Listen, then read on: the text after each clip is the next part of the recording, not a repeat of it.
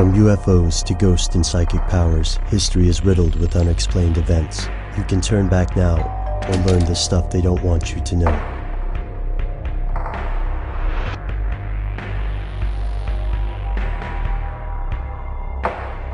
Here are the facts.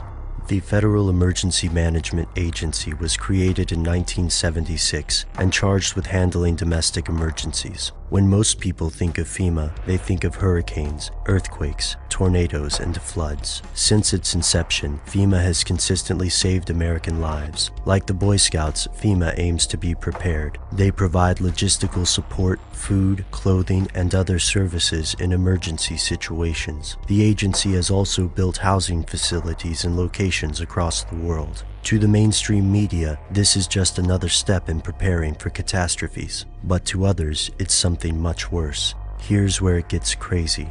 According to broadcaster Alex Jones, FEMA is a front for a secret government, and the housing locations will actually serve as quarantine centers or internment camps. This is not an unfounded fear. After all, during World War II, the US forced over 100,000 Japanese Americans into government camps for the duration of the conflict, and civil unrest could be considered a domestic emergency. How would this insurrection occur? Theorists cite any number of possible causes, from the establishment of a one-world government to a national pandemic. Some believe a global elite of bankers and aristocrats may artificially create a disaster to trigger a massive incarceration of US citizens who object to the plan, whatever that plan might be. Fringe researcher Mary Louise alleges that FEMA keeps a red list and a blue list, where people on the blue list will be shipped to camps for quarantine or re-education, while those on the red list will be executed. Skeptics rightly point out that this conspiracy requires an amazing, even implausible, level of organization.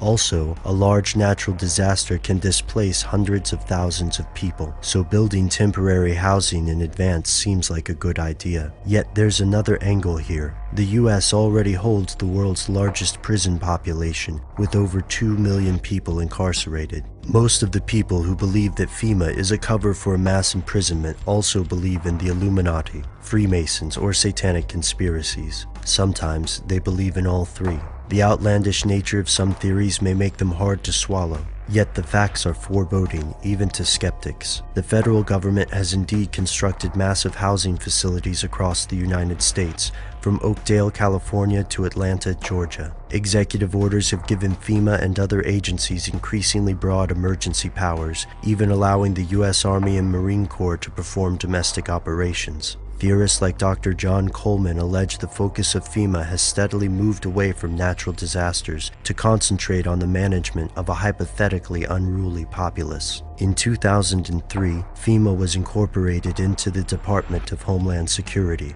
To most Americans, this is just another game of bureaucratic musical chairs. However, it makes perfect sense to conspiracy theorists. Before you reject this theory, take a look at the laws surrounding the Constitution, FEMA, Homeland Security, and other related agencies. Pay close attention to Rex 84, the Patriot Act extensions, Operation Garden Plot, and the executive orders that created FEMA. Conspiracy theorists think these documents are only the tip of the iceberg. The rest, for now, is stuff they don't want you to know.